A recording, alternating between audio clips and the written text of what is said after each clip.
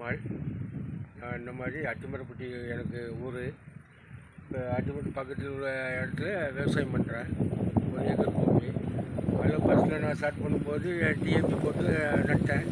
அதுக்கப்புறம் மேல் உரமாக இந்த உரத்தை போட்டேன். இதை போட்டதுக்கப்புறம் எனக்கு களைகளே எதுவும் பத்தலை. விவசாயம் நல்லா இருந்துச்சு, பயிர் நல்ல பூமியை அடைச்சிக்கிட்டு வந்துச்சு. நெல்லும் நல்ல எந்த பொக்கும் எதுவும் கிடையாது. அழகாக சூப்பராக இருந்துச்சு நெல். அதனால் அதை நான் ஒன்றுக்காமல் அப்படியே வீட்டுக்கு கொண்டு பத்திரமா சாப்பாட்டுக்காக வச்சுருக்கேன்.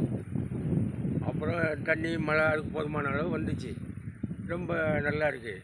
பக்கத்து வயலை விட நம்ம வயல் ரொம்ப டாப்பாக இருந்துச்சு. பக்கத்து வயலாவது கொஞ்சம் இதை அணுகாரங்களுக்கு கொஞ்சம் சுமாராக தான் இருந்துச்சு. நான் இந்த உரத்தை போட்டதுனால எனக்கு இந்த வருஷம் டபுள் மேனி இருந்துச்சு.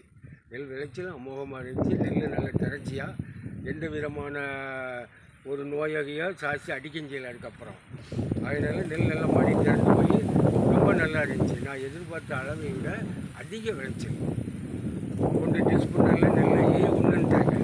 அதெல்லாம் நெல்லை பத்திரமா நல்லா வெயிலில் காய போட்டு வீட்டில் வச்சுருக்கேன் பத்திரமா. அடுத்து உளுந்துக்கும் இதான சார் வாங்கி அதுக்கப்புறமா அறுவடை முடிஞ்ச உடனே உளுந்து விதைப்போம்.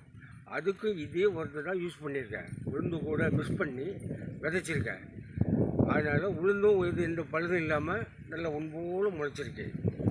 அதை பற்றி எந்த இதுவும் தேவையில்லை. இது மாதிரிக்கு அப்புறம் மேல் வர்றதை எப்படி வருதுன்னு பார்த்துக்கிட்டு அதுக்கு தகுந்த மாதிரி நாங்கள் செய்யணும். எனக்கு மழை தண்ணி கொஞ்சம் இன்னமும் கொஞ்சம் மட்டமாக இருந்தால் உளுந்தும் நல்லா அமோகமாக விளைஞ்சிடும்.